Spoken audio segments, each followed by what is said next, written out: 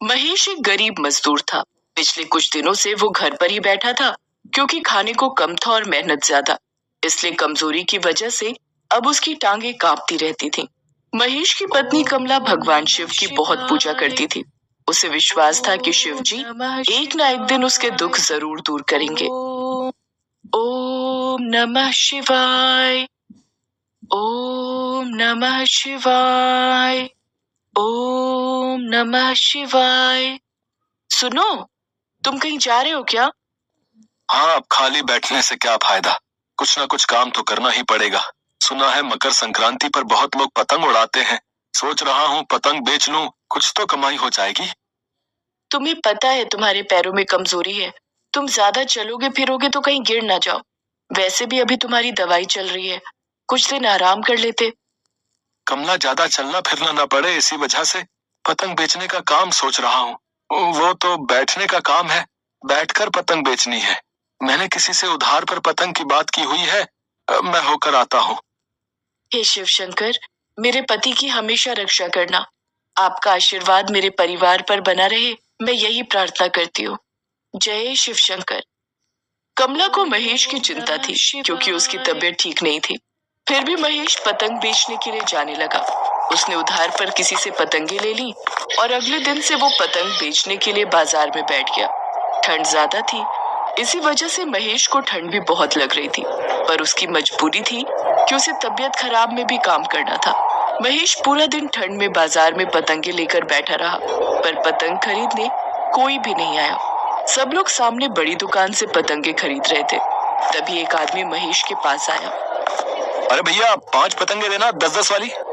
देता हूँ भैया जी। अरे, आप यहाँ से पतंग मत खरीदो, वो सामने बड़ी दुकान से लेते हैं। फिर पतंग खराब निकली तो बच्चे बोलेंगे कि हमने अच्छी दुकान से क्यों नहीं ली थी। इससे मत लो, पता नहीं कैसी पतंगे देगा। अच्छा चलो, फिर वहीं से खरीद लेते हैं। भैया जी सुनिए तो, मेरी पतंगे बहुत अच्छी हैं, खरीद लेते। नहीं भाई साहब, अब बच्चे ना उड़ाएं तो खरीदना बेकार है, हम वहीं सामने से खरीद लेंगे। महेश का मन खराब हो गया। पूरा दिन उसकी एक भी पतंग नहीं बिकी। एक दिन बाद मकर संक्रांति थी। अगले दिन महेश अपनी पतंग और चरखी की गठरी सिर पर उठाए बेचने निकला। वो मन ही मन चिंता में डूबा हुआ था। अचानक उसका पैर लड़खड़ा जाता है। तभी एक आदमी महेश को संभाल लेता है। अरे, मेरे होते हुए तुम्हारी गठरी कैसे गिर सकती थी? मेरा मतलब है, मैंने इसे संभाल जो लिया। आओ, कहाँ जाना है, मैं तुम्हें छोड़ देता हूँ। महेश उस आदमी को देखता रहा जिसके चेहरे पर चमक और मुस्कान थी। बस यही रख दो भैया। वैसे क्या नाम है तुम्हारा? मेरा नाम शिवा है। अच्छा, भगवान शिव के नाम से शिवा, बहुत सुंदर नाम है। महेश ने पतंग और चरखियां खोलकर जमीन पर बिछा दी ताकि लोग खरीदने आ सके। अरे वाह, तुम्हारी पतंग तो बहुत सुंदर है। देखना, कुछ ही देर में बहुत सारे ग्राहक आएंगे और तुम्हारी सारी पतंगें बिक जाएंगी। पता नहीं भैया, पिछले 3-4 दिन से तो कोई भी ग्राहक नहीं आया। ऐसे ही खाली हाथ घर लौट जाता हूँ। कल मकर संक्रांति है, बस आज पतंगें बिक जाती तो मेरी कमाई हो जाती।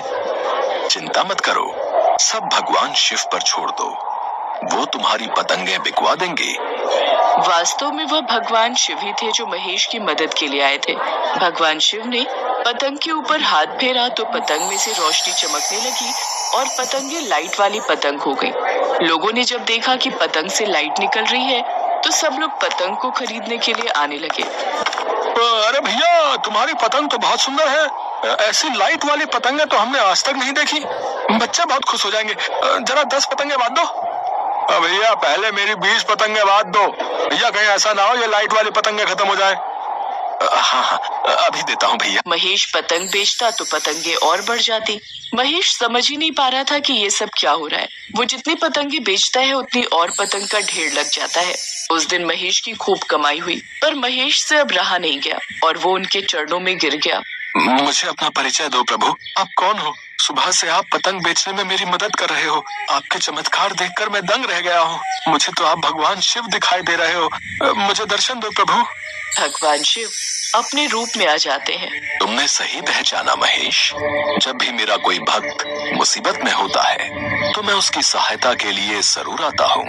कमला ने और तुमने मुझे सच्चे हृदय से याद किया था, इसीलिए मैं तुम्हारी मदद के लिए आ गया। चिंता मत करो, अब तुम्हें कभी कोई परेशानी नहीं होगी। तुम्हारी गरीबी के दिन अब दूर हो गए। खूब मेहनत से कार्य करो, सदैव ईमानदारी से मेहनत करके रोटी कमाना। मैं तुम्हारे साथ हमेशा रहूंगा।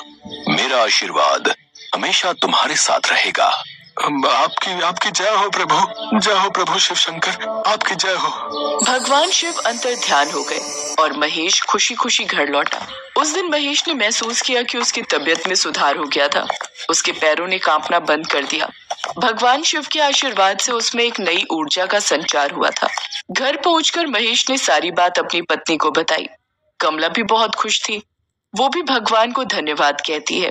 अगले दिन महेश अपने परिवार के साथ मकर संक्रांति का त्योहार मनाता है। महेश देखता है कि आसमान में जो पतंगे उड़ रही थी, उनमें से बहुत सी पतंगों में रोशनी थी। महेश समझ गया कि ये भगवान शिव की चमत्कारी पतंगे हैं। वो और कमला भगवान शिव को धन्यवाद कहते हैं।